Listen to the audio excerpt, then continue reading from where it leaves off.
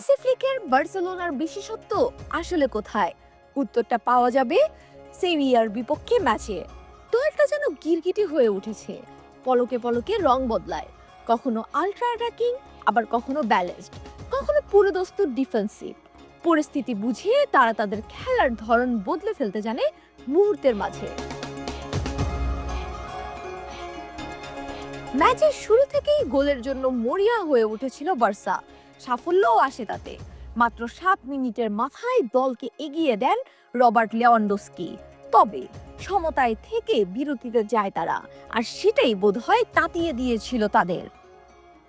Magic herbal toothpaste দূর করে দুর্গন্ধ সৃষ্টিকারী দাঁতের সমস্যা। ইয়েস, দেখাও তোমার ম্যাজিক। দ্বিতীয়ার্ধের শুরুতে বদলি হিসেবে নামা ফার্মিন লোপেজ 1 মিনিটের ব্যবধানে পেয়ে যান জালের দেখা। পেদ্রি যে পাসটা দিয়েছেন সেটা অবশ্য গোলের চেয়ে বেশি সুন্দর, ভীষণ আর এক্সিকিউশনের সেরা কম্বিনেশন বলতেই হয়।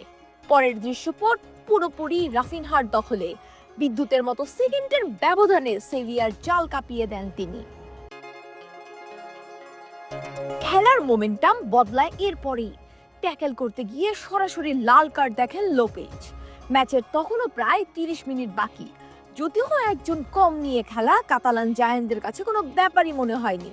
আগের তুলনায় রক্ষণে বেশি মনোযোগী হয়েছিল ঠিকই, তবে খেলার নিয়ন্ত্রণ নিজেদের কাছেই রেখেছিল। আর শেষ দিকে তো আরও একটা গোল পেয়েই গিয়েছে তারা। সত্যি বলতে ফ্লিক বদলে দিয়েছেন ক্যাম্প নূর আবহ। প্রতিটা ফুটবলার হয়ে উঠেছেন অলরাউন্ডার।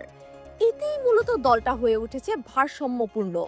একদিকে দৃঢ় রক্ষণভাগ, অন্যদিকে আক্রমণে হিংস্রতারা। সব মিলিয়ে বার্সা এখনো অপ্রতিরোধ্য। লিগে 64 গোলের বিপরীতে মাত্র 25 গোল হজম সেটারই সাক্ষ্য দেয়। আগের দিনই পয়েন্ট ভাগাভাগি করেছিল দুই টেবিল টপার রিয়াল মাদ্রিদ এবং অ্যাটলেটিকো মাদ্রিদ।